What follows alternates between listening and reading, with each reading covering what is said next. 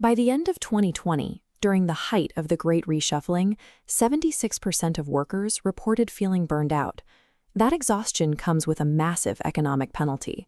Institutions like the American Psychological Association continuously track this, finding that workplace-induced distress costs the economy hundreds of billions of dollars annually. For decades, organizational psychology operated on a single binary axiom. Job demands cause physical and mental strain, which makes stress inherently harmful to employee retention. Guided by this logic, standard management and HR strategies rely almost exclusively on a single lever, reducing total workload to protect baseline performance. But that model cannot explain why certain high-stakes environments don't cause people to quit. In many of these roles, intense demands generate peak performance and deep engagement, rather than withdrawal. Treating stress as a monolithic negative force lacks the predictive accuracy needed to manage modern engagement. The attempt to resolve this contradiction produced the Challenge-Hindrance Stressor Framework, or CHSF. This model proved that workplace stress bifurcates into two distinct categories. The first category is hindrance stressors. These are environmental barriers that actively thwart an employee from achieving their goals. They manifest as severe role ambiguity, endless administrative red tape, and toxic organizational politics. The second category is challenge stressors. These are high-friction demands that explicitly provide the potential for personal growth and achievement. They take the form of high job complexity, strict time pressure, and rapidly expanding responsibilities. When the first iteration of this framework emerged, management assumed that loading top performers with challenge stressors would consistently yield positive, highly motivated output. 10 meta-analyses tested this strategy. The left side charts hindrance demands, showing a predictable line straight to burnout. The right side shows challenge demands, scattering completely. Some dots spike to high performance, others crash into withdrawal.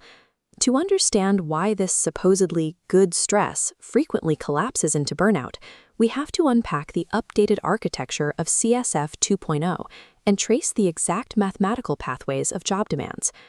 The model begins with the core biological and psychological requirement of any job demand.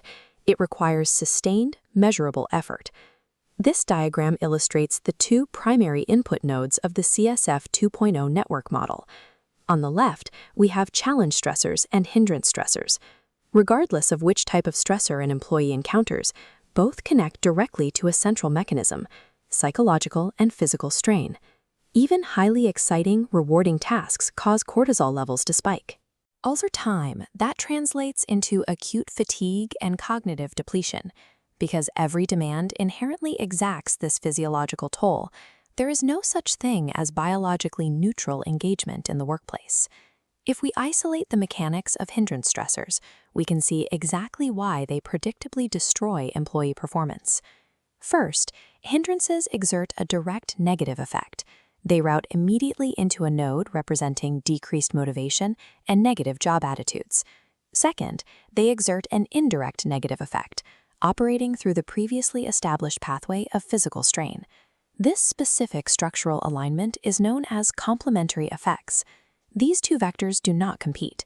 The motivational damage and the physical exhaustion mathematically compound one another. As those vectors merge, they force the system into two final outputs: degraded performance and behavioral withdrawal. Hindrance stressors reliably wreck performance because their physiological tax and their motivational penalties operate in tandem, offering the employee zero psychological resistance to burnout. Now, look at the highly volatile mechanics of challenge stressors. Here, the first vector is a direct positive effect. Challenges build a psychological expectation of goal achievement, routing straight into a node for high motivation and engagement. But at the exact same time, the inescapable negative vector is flowing down through the physical strain node. This creates a structural conflict called countervailing effects.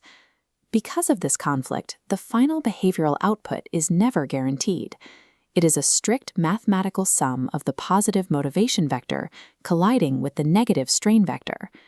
To predict which vector wins, we have to account for a psychological principle known as negativity bias, which dictates that bad events are encoded far more intensely than positive ones. When you apply that bias to this equation, the negative toll of physiological strain frequently outweighs a positive motivational boost of the challenge. Good stress collapses into burnout precisely when the invisible, compounding toll of physical strain mathematically outpaces the motivational benefits of the work itself. The entire model hinges on a primary modifier gate called appraisal, which dictates exactly how an individual processes the stressor they are handed. This diagram illustrates how the appraisal gate acts as a structural switchboard between the input demands and the internal mechanisms. Challenge stressors are inherently volatile. They rely entirely on the employee maintaining a positive primary appraisal to keep that motivational pathway open. This graph charts the first failure condition that flips that appraisal, the curvilinear threshold. As job complexity rises on the x-axis, behavioral output improves, but only up to an apex. Cross that line, and the stressor becomes a hindrance, causing output to plummet. The second failure condition is structural unpredictability. If challenge stressors fluctuate wildly week to week, it prevents the employee from pre-planning, triggering anxiety that instantly shuts down the positive appraisal. The third failure condition is environmental saturation. It is psychologically impossible for an employee to perceive a task as a positive challenge when their environment is already saturated with administrative hindrances and role ambiguity. The negative noise drowns out the positive signal. A stressor's categorization is never fixed in the environment. It is entirely dependent on the employee's ongoing cognitive appraisal of their capacity to cope.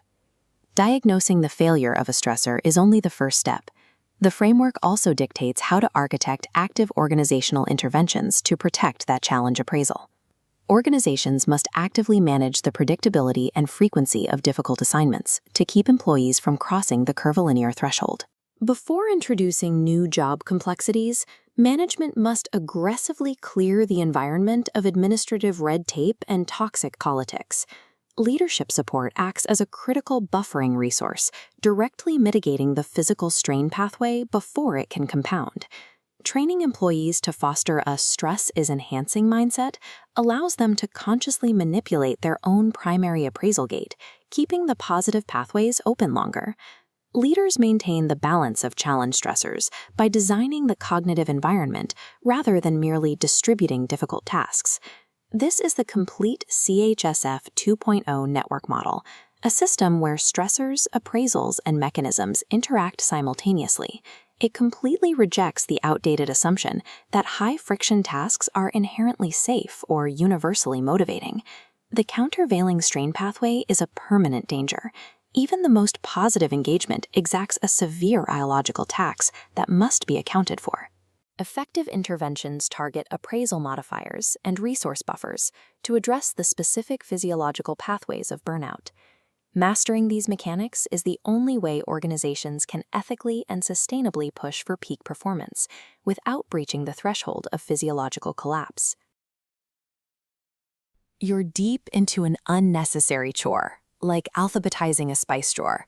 You're wiping down individual bottles and focusing with intense effort, the exact opposite of laziness. This is procrastination, which researchers identify as an emotion regulation problem.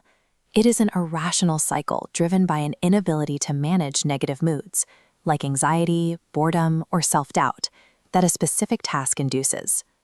Within the next 6 minutes, we are going to use a psychological workaround to bypass that emotional block. By the end of this video, you will have completed the first 10 minutes of the exact task you've been avoiding. To begin, gather your materials: a pen, a blank piece of paper, and the specific project currently causing you stress. Simply picking up these tools shifts your brain from passive consumption to active participation, breaking the initial state of paralysis. Step 1. At the top of your paper, write down your dreaded task. Immediately beneath it, write down the dominant negative emotion it triggers. Be honest, is it insecurity? Overwhelming dread? Naming the emotion externalizes the block. It clears the working memory of the subconscious anxiety that has been preventing you from moving. To move past this, we use James Clear's framework of identity-based habits. Clear argues that lasting change occurs when you focus on who you want to become rather than a specific outcome. Cross out the final outcome on your paper. In its place, write a new identity statement. Frame yourself as the type of person who takes action despite that specific anxiety. For example, I am someone who tackles hard things. Decoupling the immediate action from the massive final outcome helps neutralize the psychological dread associated with the project. Step 2. Cross out the outcome again. Replace it with a hyper-specific, tiny habit version that takes 10 minutes or less to complete. If the goal was write a report, the new goal is write 3 sentences. This strategy leverages the Zeigarnik effect, first documented at the University of Berlin in 1927. The Zeigarnik effect is the brain's innate tendency to prioritize unfinished tasks over completed ones. When you start a task, your brain creates an open loop, a state of psychological tension that remains active until the task is resolved. Initiating a 10-minute forcing your brain's reward circuitry to seek closure. If your chosen microtask requires any willpower to start, it's still too large. Shrink it further until the resistance disappears. By utilizing the Zeigarnik effect, you allow the task's own cognitive tension to pull you forward, rather than relying on a depletable supply of willpower. Step 3. Physically clear your desk. Put your phone on Do Not Disturb mode immediately. Many people fall into the motivation trap, waiting for a feeling of inspiration that rarely arrives on its own. In reality, committed action must occur before motivation can exist.